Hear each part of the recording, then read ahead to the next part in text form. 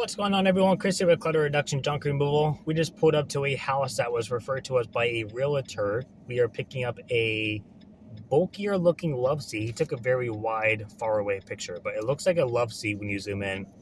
And it looks like a recliner love seat, but it doesn't look like the backs may come off. But yeah, the other thing is a sofa chair, equally as bulky looking. Now, he said the neighbor is going to open up the door for us because it's a vacant house. And he said he's also going to open the back door for us in case we need to use that. So apparently this is a really small door, but I just drove by it and it doesn't look that bad. So we'll see. Some people just don't have that knowledge of like, oh, you can just do this and it goes out.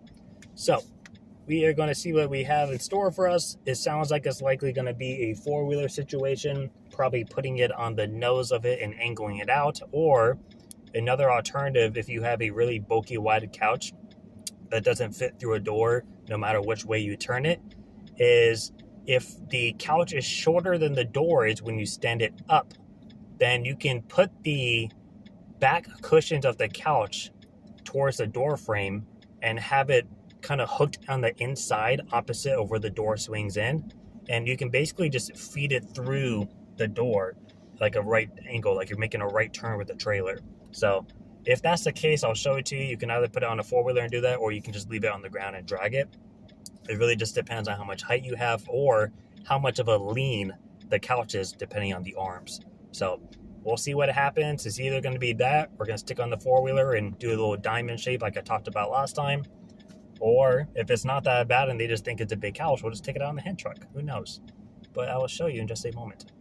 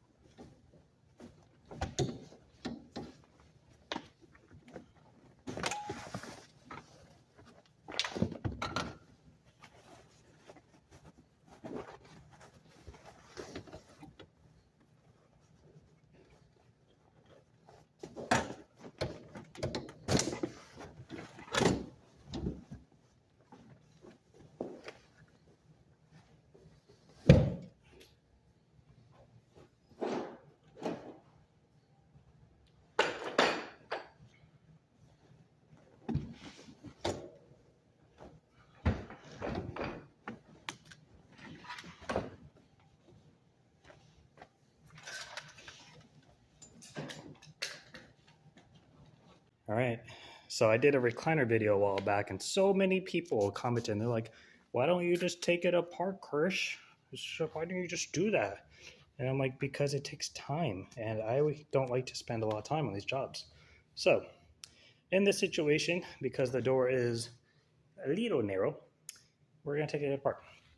You could actually get this out on the four-wheeler if you did a diamond, but it would be a very specific shape, and it is a little bit of a drop, and that would be my concern, is if it dropped too much while I'm trying to control it like this and the frame catches the door. So that's the main reason we're taking it apart. So every situation has an alternative, and there's always something that is going to cause me to want to change my technique based on the circumstances. So in this case, I think I could take it out on a diamond, but I don't want the drop to interfere and hit the door. So we're going to take it apart because I don't want to cause damage. So if you've never taken these apart before, they're super easy to do. Flip you around here. You flip it up on its side. This metal bar right here, you take this off, you take the bottom one off, it's going to separate itself into 1, 2, 3 pieces. And then we're going to do the same exact thing we did with the sofa chair. We're going to stick the dolly on the side, and then this one you can just put on the bottom, it's fine. So I'll show you that as well. But typically, you just need a little socket.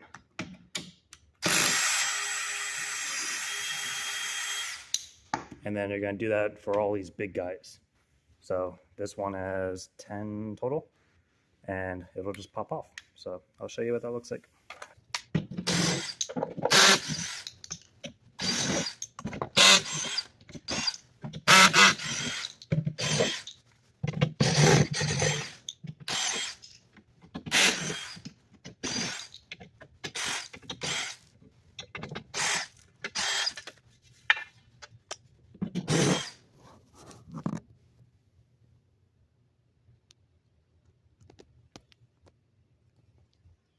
Just like that. Now, the magic.